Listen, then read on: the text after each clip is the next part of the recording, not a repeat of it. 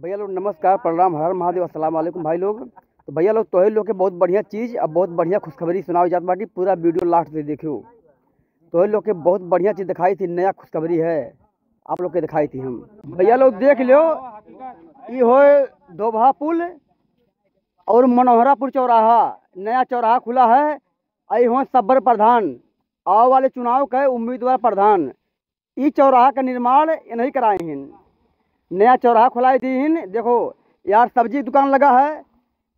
यो जो में प्रधान जी हैं, ए प्रधान जी देखो, एक प्रधान जी सब्जी बेचत हैं और एक प्रधान जी इस चौराहा लगवाए हैं। देखो यहाँ जो है चाय दुकान खुल गया है और प्रधान जी मेरे खड़ा है और काफ़ी लोग देखो यहाँ चौराहा पे इकट्ठा भए हैं। बहुत बढ़िया भीड़ होता है भाई लोग। आप लोग एक बार जरूर यहाँ आवा जाए और देखा जाए कितना बढ़िया लगता है यहाँ। देखो ये गजरावा के पास में पुला है, धोबा पुल के नाम से मशहूर है, धोबा घाट के नाम से, लेकिन एक पुरान नाम है मनोहरापुर। देख लो बढ़िया से। फेरो देखो दुकान खुला है, ये चाउमीन, बर्गर, फिंगर, अंडा यहीं कुछ मिलता है। देखो लड़के घूम घूम खाते हैं। एक चाय की दुकान यो है, देख लो कितना बढ़िया जगह बा, कितना भीड़ लगा, देख लो।